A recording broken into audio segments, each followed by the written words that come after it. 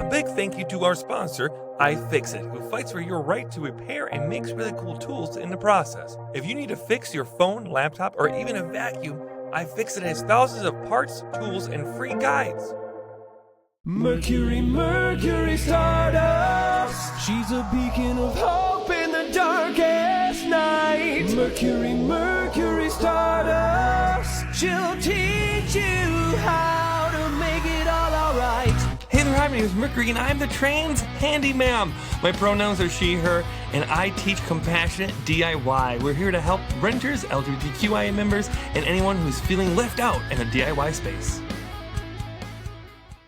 Hey guys, gals, and non-binary pals, thank you for listening to this episode of the Handy Ma'am Hotline. As always, I'm joined by my amazing, fantastic, beautiful co-host Maggie Conrad. Hey, everybody. How's everyone doing? I'm good. How are you doing? I'm doing good. We have a whole bunch of questions that Maggie has selected for us today. Yeah. I have never heard any of these questions. We're going to get real knee-deep in the whole DIY, and we're going to do all the things. But I also want to do an update. I just moved last week. It was the Yeah. first time in 8 years I have moved from my apartment, and I will say a few things. If you are someone who is moving and you have a friend who has some type of steam cleaner, I recommend it.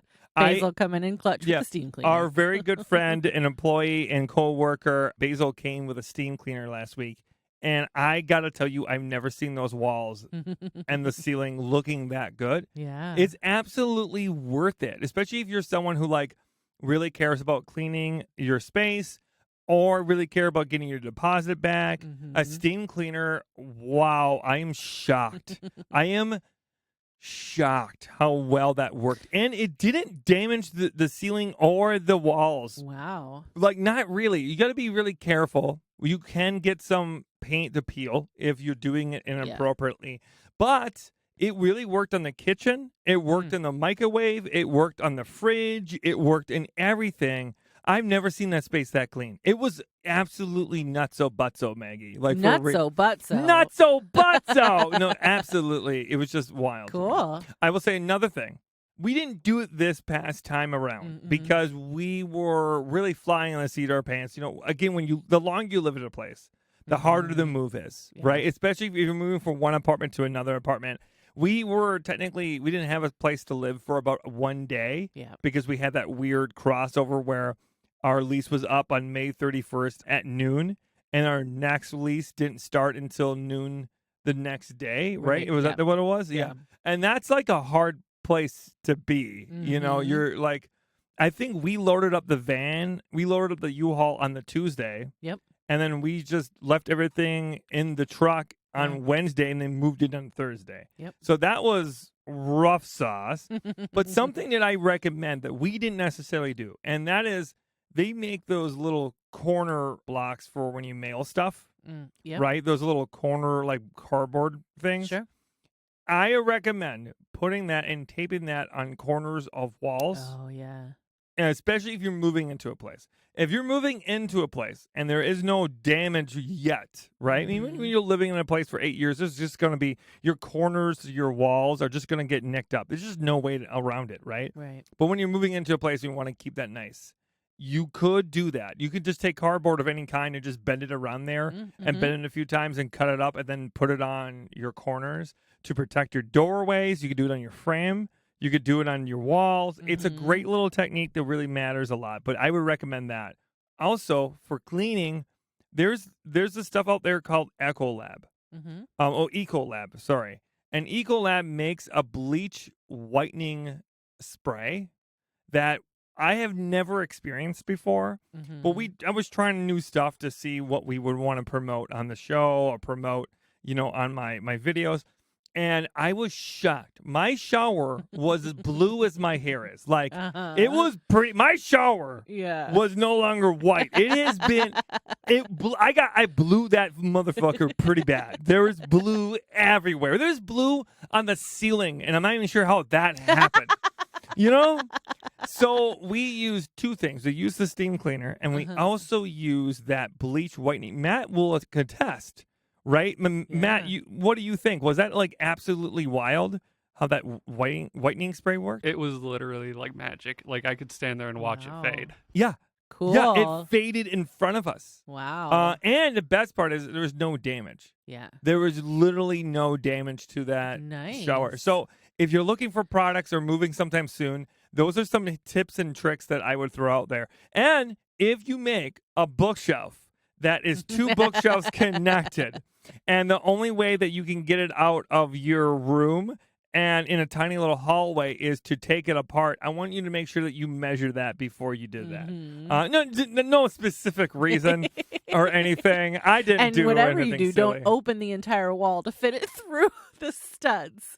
Yeah, we were trying to get this mega bookshelf that I built. I built this big double-decker bookshelf for my spouse mouse in our second bedroom, and it was like their little library. They have like 800 books, so they're like many boxes. They of care books. about books so much, and it's like a collection for them, you know. So in order to get it out, I gotta put it down facing flat, and then I gotta turn it on its side because it's so tall you can't do that while it's upright. Yeah. And then you have to just slide it out on an angle to get it into the hallway and then go into the second bedroom. So that's how long this thing is. I had to remove a door in order to get it into the second bedroom. But the thing is, I measured every single aspect. I measured the depth of it. I measured the height of it. I measured the width of it. And I knew that goddamn thing could get out. But the thing is, I measured all that before I added the back on. And the back that I added on was like a 1/2-inch thick plywood. Why did I use that thick of plywood, you ask? I don't know. I thought to myself, I want to make sure this bookshelf is never taken apart. I want to make sure it could survive a tornado. And it does. It does. But I had to take the whole darn thing apart, the whole back of it off in order to get it out. But while we were struggling with that, I had this weird 2 o'clock in the morning thought was, well, you know, the width of it is more narrow than 2 studs. And I did think for a moment that I could put a hole through the wall and then slide the damn bookshelf out through the door. Yeah. That would have been nuts. You're the trans Handy Ma'am. You just put that wall back together. Could you imagine? Could you imagine?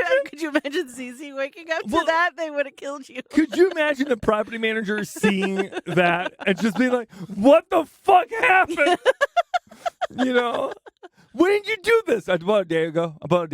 Yeah, I got to get that big bookshelf out. Sorry about that. Absolutely wild. But anything, that's where my life is at. Maggie. Yes. Are we ready? We are ready To get some cues out there and me throw some A's at it. Let's do it. Let's do it. Okay, the first one, this is from Ash, and their pronouns are she, he, they. And they have a cute little picture they sent to you. How do I take off my shower handle that controls the hot and cold water when the Allen wrench socket thing is stripped? Ooh, I see it on the screen over Matt. here. Wow, I see it on the screen over here. And I gotta tell you, ouch. Okay, so there's a few ways that you can deal with this, okay? Ash, there is a few ways you can deal with this. And if you have like a whole kit that has all the little bits and tricks to it, right? Your star bit, your flatheads, your little weird things that, you know, like those big, ginormous things that have like every drill bit known to man. If you have one of those, I highly recommend investing in one of those, first of all, because they're really fucking handy. Yeah. iFixit, ironically enough, does have some great, I use them all the time. Yeah. iFixit, I know sponsor. I know we're sponsored by iFixit, but I'm serious. iFixit has a lot of like knickknacks that I really like, and they have a whole screwdriver set that has like, I think it has like 250 bits on it, or maybe 300 bits in one of them. Yeah, in the biggest one. Oh, It's wild. Yeah. But if you try a bunch of different sizes and options, you might find something that fits that new stripped hole. Do you know? Because when you strip the hole, there's still a hole. Yeah. Right? Yeah. If you strip it to the point where it's like so flanged out that you can't get it, we might have more of an issue. Okay. Now, here's the truth of all this. I looked at that shower handle. That shower handle is, pretty basic. It looks like a Moen. And Moen shower handles have a very specific base to it that kind of like curve down. And you can cut that off with some type of cutters, like even a Dremel. Oh, sure. If you cut into it, right, you want to be really careful you're not nicking the pipe underneath it. But if you cut into it on the top and the bottom, you can sometimes wiggle it apart and it'll break in half. Oh, sure. So if you can cut like halfway through the metal on the top and the bottom and like get it to be, enough to loosen up, you can probably get it out. And then that screw still might be in it, in the underneath part, right? It might be. It might also just be in the diverter itself. I'm not positive exactly how this might work on your handle. It might not. But if that set screw is still somehow an issue, you can take a vice grips or some type of pliers and just then pull it out. You can't do that when it's recessed. Right. Yeah. But if you can take the cover of the handle off, I think that set screw might just come right off. Like I think that's just going to not be an issue at that point. And then you could just replace it. And it's like an $8 to $10 handle. They're not that expensive. Moen makes great universal ones too. Like you can, in any hardware store you can go to, you can get a Moen shower handle and you're good to go. But yeah, that's the quick answer there. Now, if that doesn't work, like if that just isn't a way to work it, you can get an extractor bit. You can get we have an extraction set here. Oh, an extraction drill bit set that hooks into a drill and then kind of like drills into the set screw. Sure. And then you can just like put it in reverse and then it pops it out. When it's recessed that way, it's a little bit more difficult. It's not easy by any means. And I would say that an extraction bit out of 10 times, maybe that'll work.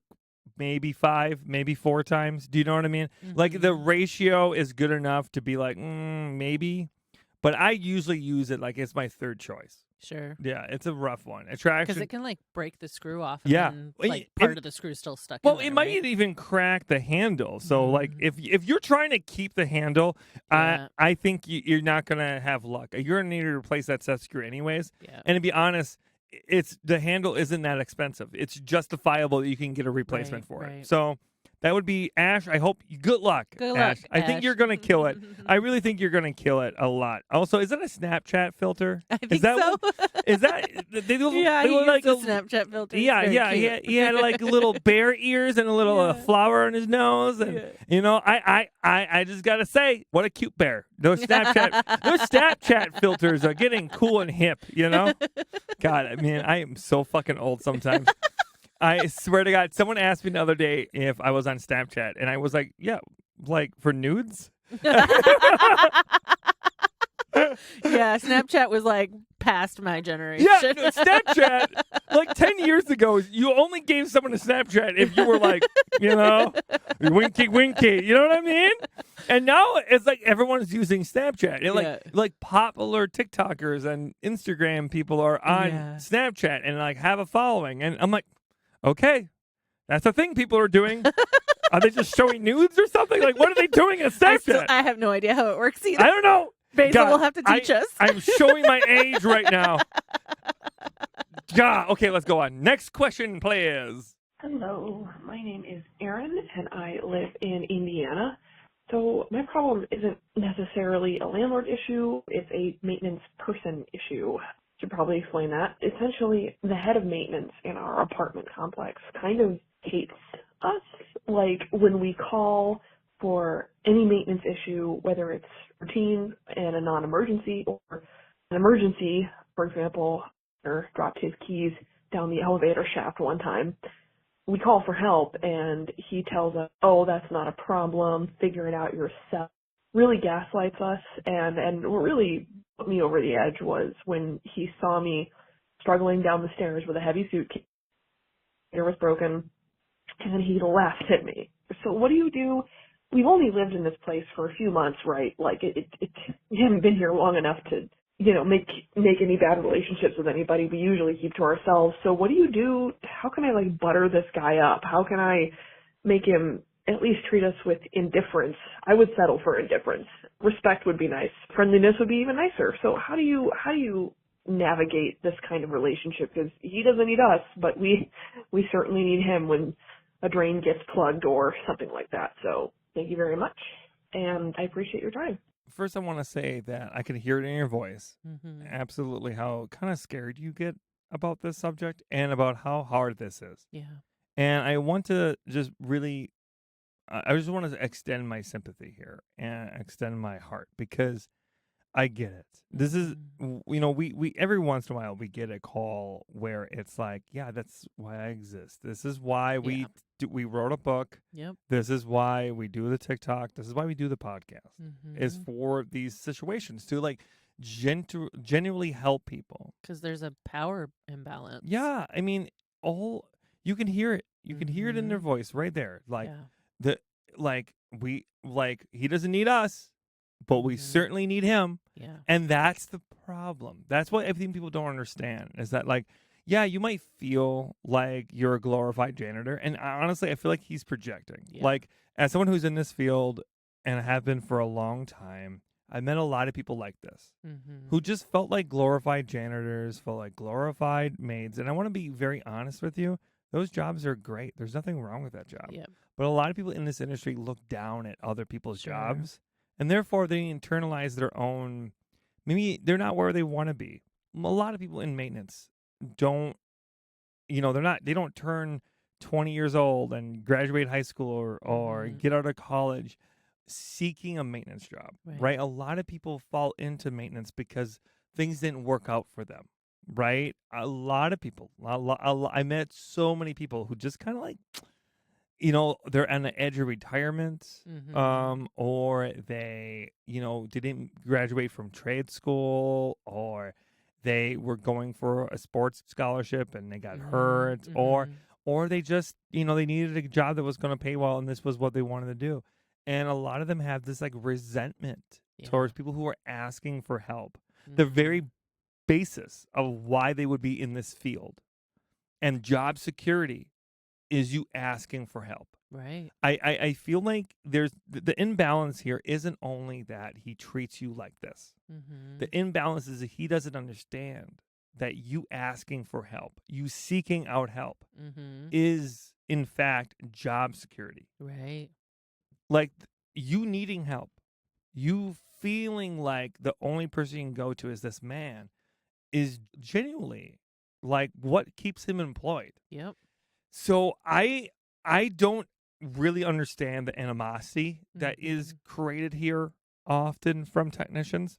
How do we solve that problem? And the thing is, this is a psychological issue that far exceeds my capabilities, that far exceeds my knowledge, and far exceeds, I think, almost anyone's ability to really affect change in this way, right? There is no magic wand that will instantly solve this problem, right? I am a proponent of communication and direct communication, right? I'm also a kind of person that kills them with kindness, right? And Maggie knows this about me. If someone's being a fucking dickhead to me, I will always try my best to pursue a level-headed conversation.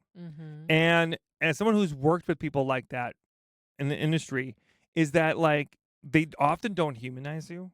And I think if they can humanize you, I think that helps a lot. I really do. Sometimes they don't want to be humanized, though. Sometimes they just don't want to have that connection. Sometimes they don't want to talk to you. Sometimes they treat you, there's people in this industry who treat tenants like they're animals. And I know that because I've had people say to me, they're just a bunch of fucking animals. And they view tenants like they're lesser people because they don't have property. Like they have failed somehow in life. And then because they feel like their status in life is not where they want, they're projecting that on other people. Do you know what I mean? So it's like, it's this like cycle effect that they have to be superior than somebody, and it might as well be the people they're there to care for. So without him getting the therapy that he obviously needs, which would honestly be that, hey, give him a gift card to your local therapist. Yeah, that'll go over really well. Yeah, I'm sure that's going to be received just fine, But okay, there's a few things here. Document all of this. Write this down. Send it into an email to each other, like just you and your partner or you and your roommate. Send it to each other. Document every single incident you have. And then, you can proceed with trying to communicate with him and trying to reason with him and trying to appeal to his, human side. And if it doesn't work, right, then you can go above him to the property manager. Property managers run the property. Yep. And some property managers will side with him. Others are going to side with you. It is a fucking coin flip. There for every single property manager who would help you, there are 5 who wouldn't, who will side with the maintenance technician because they feel like a team. It's kind of like police officers. You know what I mean? Like, it's very much in that same realm of like us versus them, and then they're a part of this like force that they got to stick together. So keep that in mind. That's very much the world. But you could always file a complaint to the actual property management company. If this is a property management company, not just an individual, not just like, a small company, if they have an HR department, this can actually go right to them. Yeah. And then they will keep you anonymous. Like, they will almost always, especially upon request, will keep you anonymous. So going to the property manager who is literally directly on that property might be a solution. It could get retaliation, right? It could result in making the situation worse. It's really hard to know. Or you can go directly to human resources at their local company, and you can usually find that out online. Like, if you go online and type out the property management company, you can kind of like trace it back to what the larger management company is, and then you find out answers. So that would be my suggestion. Maggie, do you have thoughts on this one? I think you might. I mean, I think you honestly hit everything that I was thinking. The humanization aspect was definitely something like, small things like baking a plate of cookies and, dropping them off, or building the relationship with your property manager. And like you said, killing them with kindness, but also having plan B, start also looking up those names of the HR and everything like that, because, it could be just something as simple as, building a relationship with them. But like you said, you don't know. So I would have that plan B on the ready, working as well. I'm going to branch off of something you said, Maggie, that I think is a really interesting ideology and thought. The whole baking a cookie idea. I like it because, like, when you have him come over, right? Now, I hate placating people's bad behavior. Like, I hate it. He's being an asshole. So we shouldn't have to feel like we have to be overly nice to deal with his assholeness. If he's being a rude person, he deserves the rudeness back, right? That's my belief system, okay? But to be honest, I know the realism of this, right? The retaliation of it. He has keys to your apartment. Exactly. He has control over the situation. Yeah, he can put in a bad word. Yeah, the power imbalance is there. So Yep. this would be my suggestion that I think maybe might work. Next time he comes over for a repair or whatever he is in your home, have a bottle of water and some cookies in like a little Glad bag or something, like a little Glad package or something, and address it to him with a card. You don't need to be there. You do not need to be there. Have the card say, I think we got off the wrong foot. I really hope you have a good day. Here is a gift for you, and I want you to be taken care of. Thank you for your help. That might be enough. And I think if you just acknowledge the situation, I think we got off of a bad foot.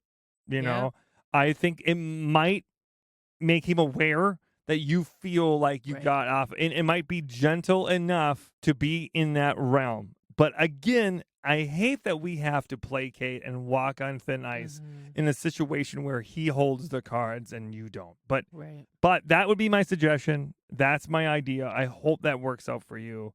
And honestly, my heart does go out to you and your partner, and I hope that you two are okay. And also, by the way, just for the record, dropping keys down an elevator shaft, you should never, ever, ever, as a person. Oh, that is definitely their job. That is not just their job. It might actually be a specialist job.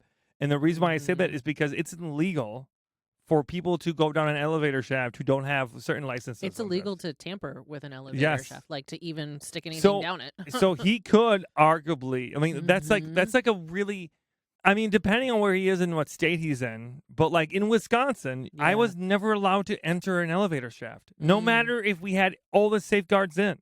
I was never allowed to enter. Now, if he's saying you should just request new keys, okay. But what if your card keys are on there? Right. What if all your other keys are on there? Like I'm just like confused by that notion.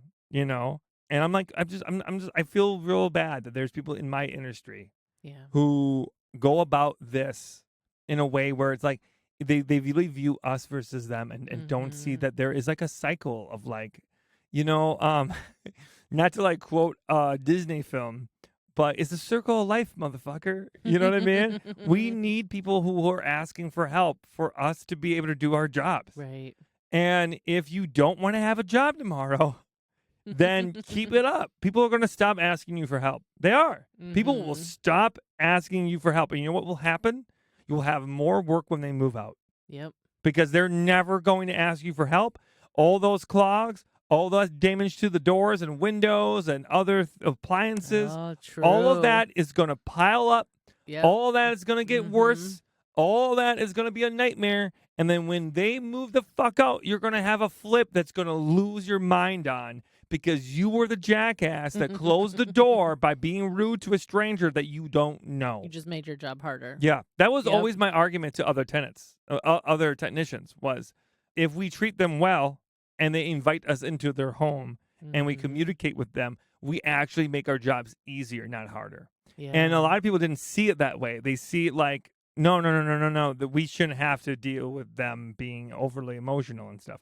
And it'd be like, we shouldn't have to placate to them. I'm like, yeah, no, we should. We should. Because we want them. There are eyes on the property. There are eyes and ears in ways we can never be. They know what bulbs are out. They know what electrical issues we're having. They know what outlets are not working. They know those things on that property that we will never know as a technician because we don't typically live there. Right. So if you want to shut down that communication, be my guest. But I would prefer to have that open communication and to work with them and not against them. That's my hot take. So, woo woo, woo woo, woo woo. Next question. Hi, my name is MJ. My pronouns are she, they. I love you, Mercury. I have a weird question that I didn't know if counted for the Handy Ma'am Hotline, but I have a cat who is sick, long-term sick, but not super bad or anything. He just sneezes a lot, and he has a lot of snot. And so maybe this is very outside of, like, y'all's realm. But is there something you can think of that would help either get the snot off the wall? Because I am a renter, so every time I've been, like, scrubbing with a magic eraser, and it does the job, but it does it after, like, scrubbing each spot of snot for, like, 20 minutes, which isn't feasible for my whole apartment all the time. Or something I can put on the walls by the spots that I know he, like, naps and stuff, because that's where it's worse. Basically, do you know much about cat snot and how to get it off things or prevent it from sticking? Because it seems like it is, like, the most durable substance at this point in time. Thank you. Bye. This was not on my 2023 bingo card. Being asked on the podcast about a cat snot was not something I thought we were going to do. I was so today. excited when I heard this voicemail. I love you, Maggie. That is okay. MJ, I love you.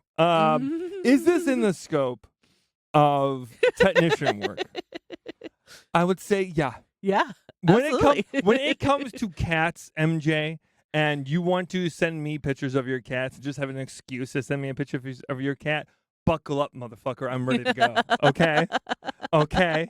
You also started the voice message by saying you love me, and I think you automatically win me over whenever you tell me how great I am. Okay. Let's get down to the brass tacks. Okay. How do you get rid of snot on a wall? Let's just say, how do you get rid of anything like that on a wall, right? We actually talked about it early in the podcast. I think a steam cleaner. Yeah, I honestly think true. I think the steam cleaner is like the stupidest fucking great answer.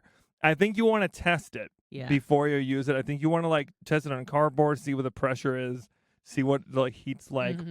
Start slow, But I also think even a whitening spray, the Ecolab stuff that we talked about, if there's any staining problem that's happening, I think that would work too. You talked about the magic erasures. That's great, but sometimes you need some like type of like abrasiveness on it. Yeah. They make those anti-scratch pads, those like little scrub pads for kitchen stuff mhm. that has like that like abrasion on it, but it doesn't scratch anything. I think like a scrub daddy would be like Is the similar to scrub daddy that? They have that like very scratchy texture, but it doesn't Oh. actually scratch. So a scrub daddy would be a good one in Yeah. that one. Oh, someone literally just said scrub daddy on our live stream. So yeah, I would go that route. I think that would be great for cat snot. Yeah, I bet the steam cleaner would work really well because it would because the problem might be that it's hardening after. Oh, yeah. It's like drying into this like. I can't keep a straight face and talk But about also, I just want you to know, it's getting dry and crusty. I just pictured this cat. I just pictured this cat like just walking up to the wall and just like staring at it, going just like putting his snout right on the tip of the wall and just being like, I fucking hate you. I don't know. But also, how snotty is this cat that you have to call me for the help? Like, what? This poor cat. I think you need to take this cat to the vet and ask them what's going on. Why is he blocked up in his nose? I think that's so fucking adorable and cute. But also, what can you do Long term. Yeah, long term. I think you use steam cleaner to clean it, and then you get some type of backsplash. You know what I mean? You get something that clear backsplash, or you even get the type of wallpaper that peel and stick wallpaper. Yep. That that's like apartment friendly or renter friendly, and you just put that in a section. Yep. You know what I mean? I think that might be enough. And if you're looking like, oh, what kind of wallpaper would you suggest? There's a lot of brands out there, like a shit ton of brands. Not all of them are created equal. But someone who's my mutual does a really good job. Being that's the Bloom. Being Blooms on TikTok and Instagram. Stephanie is wonderful. Yeah. She does all of this DIY interior design stuff. She has her own line now of wallpapers. Own line. Peel and stick wallpapers. Yeah. So go get her wallpaper. I highly suggest it. We haven't tried it. But maybe we should order some and give it a test. Yeah. But I bet you it's great. Yeah. Because she's really dedicated to yeah. making sure that people are taken care of. Well, and there's like she reviews peel and stick tiles too, which might be good because the tile itself like would be easier to clean. Like the faux tile. I'm always weary of tiles. The peel and stick tile always makes me nervous. But I bet you if she recommends it, it's probably good. Just be mindful. She's done some as like backsplash in her kitchen. Yeah, on the drywall. You could also just get our acrylic sheet. Yeah, that's what I was thinking too. And just get 3 commando strips. Or command strips, commando. Yeah. They're not wearing any underwear, Mandy. Get 3 command strips. And then just make sure when you take the command strips off, you pull that tab sideways and then up. And it's just like a clear plastic sheet. Yeah, acrylic like sheet is like plastic glass, basically, right? Like it's what you have in picture frames before you get glass for that, typically. You know what I mean? At the store or something. So I recommend that if that's the road to go. So yeah, I think that's good. I hope that answers your snotty question today.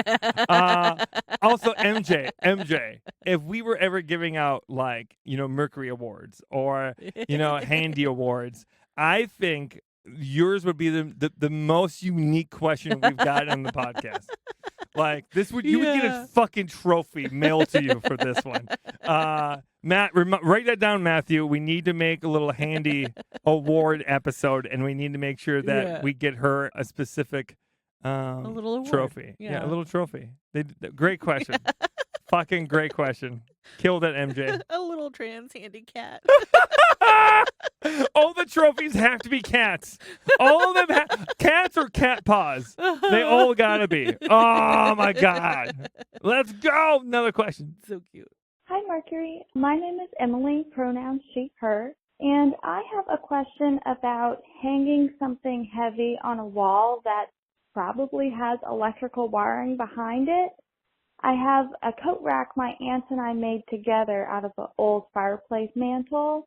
It's probably about maybe 10 pounds, and I'm wondering what the limits of command strips are, if it's safe to drill into a wall that the electrical box is on the other side, or if you have any creative solutions for how to hang it. Thank you so much, and I love your show. Bye. Well, Emily, I'm going to confess something to you. A few months ago, we were trying to hang something in the studio, and I was in a hurry. I typically am. And I took what I would call a wall dog. It's just a wall anchor that is like a screw, an all-in-one little wall anchor. Has big flanges on. And I just went into the wall, willy-fucking-nilly, and went boom. And I hit this electrical box so hard I almost pooped myself. I heard a click. I mean, like it hit it, Yeah. and it made this metal on metal noise, and I went. Like I've never Mercury's butthole my clenched. my tongue has never wound up in my butt that fast in my entire life. Like I swallowed like, and I damn near passed out. I gotta tell you that no, I would never hang it on a wall. I mean, you know, if you know exactly where that electrical box is, okay. You know, just recently we moved into my new apartment, right? And we have an electrical box on one side of the wall, and the other side we had to hang a TV. Oh. But you know, you hang it a little higher than that electrical box Sure. is, and you move it over to the side, and you want to make sure you use the type of stud finders that actually have electrical like finders on there. The magnet trick is great, but I would always supplement that if you know there's electrical components in the wall nearby, right? Like if you're going on a stud where that stud is directly holding an outlet, right? Like if you have an outlet right above where you're going to hang something, there's probably some type of wiring that's going through, probably in conduit, but sometimes not. It could be it could be in codex, it could be in some plastic wiring, who knows? You never know what's in the wall. You never know what people try to get away with, right? So all that being said, I think if you're working with things that where you have electrical stuff in the wall, especially electrical box, you want to make sure that you are using a stud finder that can help you find electrical components in the said wall, right? They're usually like $40 to $60, right? But worth it. I mean, your life is more important than saving money here, right? And if you really want to hang that coat rack, that's the price of admission you got to make, right? That's a part of the DIY you're doing, right?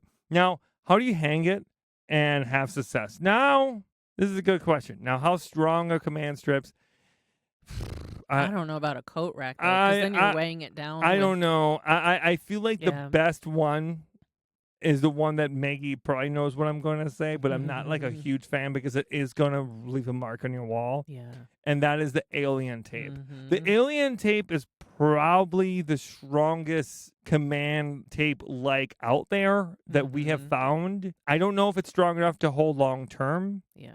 But if it adheres to the paint and the drywall itself, it might be pretty strong, but maybe no more than I wouldn't hold a cat on it. Do you know what I mean? Like I wouldn't want a cat to jump on it. Don't be hanging bags on it. Yeah, or don't heavy be winter coats. Yeah, don't hang your purse on it.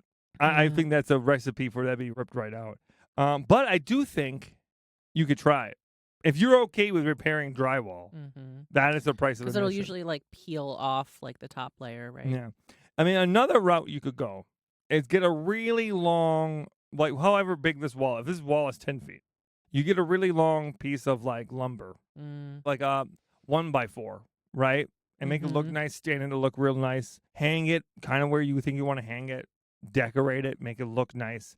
And then go stud to stud on one side of the wall all the way across to the other side of the wall. Now, there probably isn't going to be electrical panels or anything in that close to the doors or that close to the corner of a wall, but that could be a decorative thing. But then also that's where you can put the hanger on. So now you're on studs. You're on studs. So now that wood becomes an active stud. Now it's not thick enough to hold a really big screw, right? But with that and the drywall, that's probably a minimal of 1/4 inch. You can put like a 1/2 inch screw in there and not be afraid to do it. The board would run vertical or horizontal? Horizontal on the wall from stud to stud. Yep. And then that board becomes a stud. Yeah. I mean, that's that's definitely a workaround. Yeah. And that's definitely a commitment.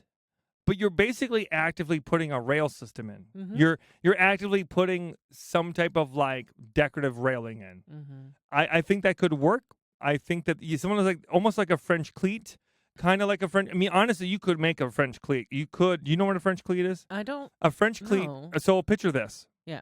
I'm holding my hand kind of like it's up in a scoop, right? Mm-hmm. And I take my other hand and it's in a reverse scoop. Oh, yep. And now it's like this. Yeah, I know what you're talking right? about. Like, so I have Mhm. my hands are clasped together, but towards each other Mhm. in like a clasp, right? Like they're holding Yeah. each other. That's what a French cleat is. It's this Yep. little bite. It's this little hug of the wood that has a slant in the back and a Mhm. slant in the front, and they work with each other. Right. And you could something like a French cleat, and then make that Yeah, I make can your see that working. and make that your coat rack. Make Mhm. that like put some notches in one of the cleats, and that could look decent. I mean, that's a really good suggestion that one of the live streams gave. Cool. So I like that idea. What do you think, Maggie?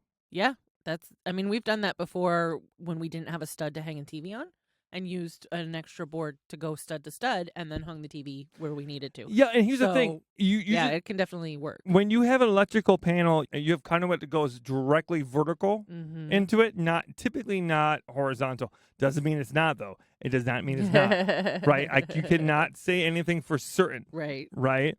But But typically. vertically, it's up and down. So anywhere below or above that electrical box is a no-go. Mm-hmm. And where that electrical box is, if you're on the other side of the wall, is a no-go.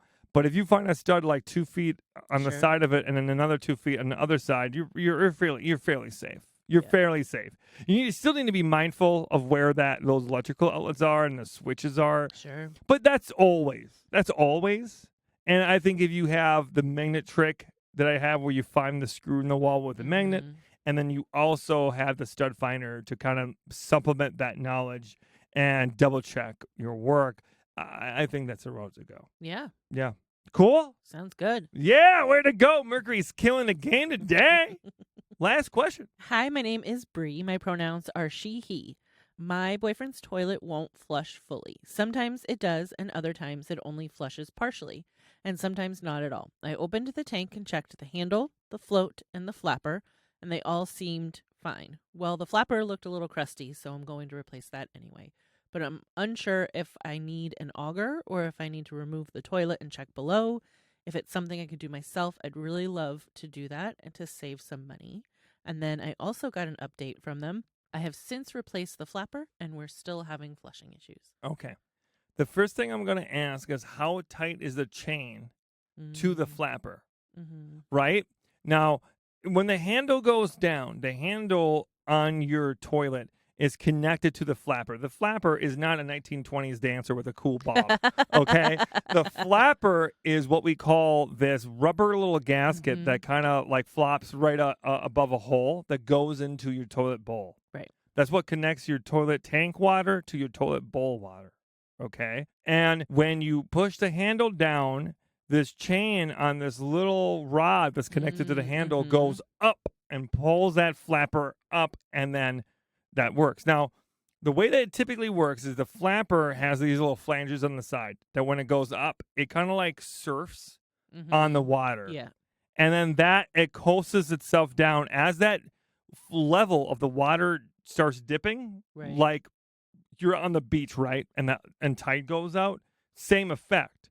As that is going out, it kind of pulls things with it. It's Mhm. pulling down that flapper, right? Right. And then it falls in there. Now, what happens when a flapper goes old, or if something's wrong in the toilet bowl, or there's a high calcium buildup, there's a lot of weird shit that can go wrong if you have like the wrong, balance of chemicals in your toilet water. Sure. But if something's going weird, or that chain is really loose, when you go up, it's only slightly opening that Oh, flapper. sure. So if it's Not really lifting it all the yeah, way. yeah. Yeah. So I would check and change the you want to make sure it's really nice and taut.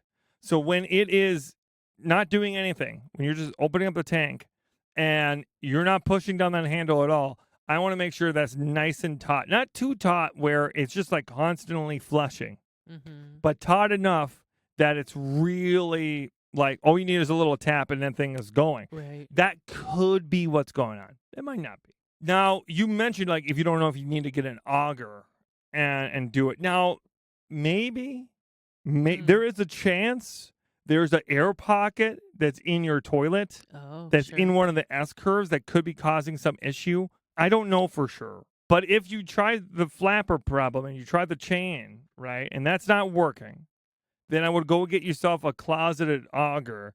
And that's not an auger that's coming to terms with its sexuality.